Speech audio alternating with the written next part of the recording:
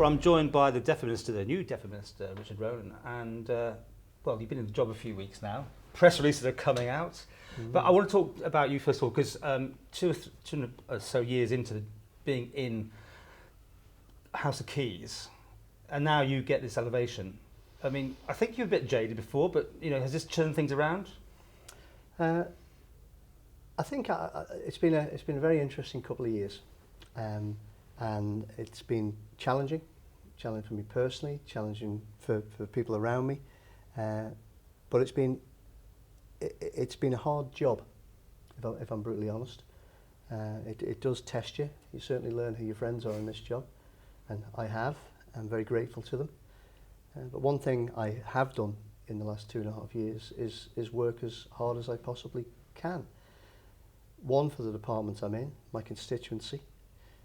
I've certainly kept a very strong focus on my family. That's absolutely key. I was absolutely determined that this job wouldn't detract from my family, which it hasn't. But to get this job now has been, I must admit, if I'm honest, I'm absolutely delighted with it, and I understand the reasons behind it. But here I am. I'm largely supportive of government to date. I do get the direction of travel which they've been on. I could say that maybe they could do things a bit quicker, but I understand the sensitivities around that, about people's jobs and concerns around the economy. The international message going out has to be correct. So yes, it's certainly been justification for, I believe, the hard work and dedication I've put into the job in the last 2.5 years. As you say, you've been on message most of the time, but not all the time. Now you're in Coman and you have this collective responsibility. Is that clipping your wings? I suppose that you have collective responsibility, but I'm still very much my own man. There are areas I do have great concerns about regarding the LMA's future long-term sustainability. I think everybody shares that. I have a position now where I can say this in areas where hopefully it can have more influence. I'm certainly not going to change as a person, politician or a human being because I've been elevated into the Council of Ministers. If anybody who knows me, Paul, they'll know I'm not like that. And I think the Chief Minister knows that as well. Has your frustration been because you haven't been able to make those decisions, and now you have the cream has risen to the top for you, in your sense? I think maybe you're right. When you're used to being your own boss for 30 years, it is quite difficult playing second fiddle. And I'm so encouraged now to be in a position to be able to influence policy areas, and that crosses over obviously with Coman. You'll obviously remember in January I brought a motion to Tynwald on food sustainability going forward, to increase productivity, which is now sitting at around about 1% of GDP, to 7% of GDP by 2025.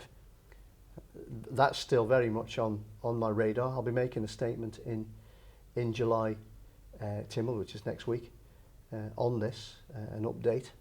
And I think the industry are encouraged by the noises that certainly myself and the department have been making recently. But it is, again, as I mentioned before, about sustainability. We've got to ask ourselves, what do we want the IoM to look like in future generations? The IoM has certainly done exceptionally well through financial services and related services in and around that. And long may that continue, and long may it continue to grow. But one thing I've been very consistent on in my time in here is the industries that we can control. Agriculture, fisheries, we have tourism, areas like this which do sit very, very low in our GDP right now. Now, the way I look at it, quite simple in my makeup and my thinking.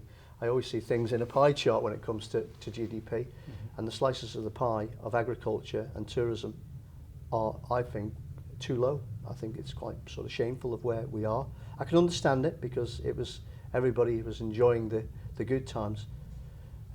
and you know, as I said before, I want them to continue, but it's going to be harder. I think the Isle of Man now is more of an open place. Thank goodness it is more of an open place as well. We're a very clean and fair jurisdiction financially. We need to get that message out strong and fair. But certainly I want to see the growth of the areas of tourism and certainly my role now in agriculture to I see more levels that are more fitting to the Isle of Man. Bit of a high flyer now. Are you going to be staying with this? Do you see yourself, future Chief Minister sort of roles? Different, Tim Will's obviously different, has a key set up in future years? Paul, I'd like to think I'm a realist, and I have a young family. I still operate a business, okay, albeit not very much at the moment. I will be standing again, but I have a very much of an open mind on my career. I've got to think of my family, I've got to think of my business, but I'm very much driven by this job right now. I look forward to the challenges ahead, not just nationally and internationally, but for my hometown in Castletown, which in fairness has struggled of late. But we're seeing green shoots of recovery right now. I'm so keen to see Castletown's long-term population increase, not just Castletown's population increase, but in and around Castletown. Because I think in the Isle of Man we're too insular. We're historically too insular. We need to open up to more sort of regional and national thinking and the way we do things. And regarding Castletown, its population hasn't really increased. I think it's since 1976, which is I think it's the only town or village in the Isle of Man that's happened to. That has to change, and I'm pleased to say regarding the Southern Area Plan process, okay, I arrived in that quite late, but I was able to slide in a Castletown partial review, which is going to undertake a call for sites. So, okay, it's a long-term plan, but at least it's there now. And a bit of a blow with Canada Life moving out, isn't it? I mean, that's a big employer down there. It's going to be moving. It is, and it's a real shame. This has been a trend that's happened in and around Castletown. We have lost arguably over 1,000 jobs over the last 10 or so years.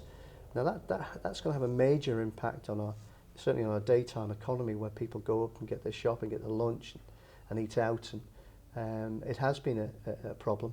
But as I say, Castletown's got so much to offer. It's a beautiful, beautiful place. It's geographically perfect regarding the airport, and I want to see the growth. As I say, this is key to me. Is not just Castletown, but in and around Castletown as well. So here today, you may be the first person that's actually come forward to say that they're going to stand again. I mean, you see it as your mission to keep with the faith here and with the programme and stay on message. I think so. I think it's absolutely important now, and I think the hard work I've been doing has been recognised by government and the Chief Minister. I'm so grateful for that.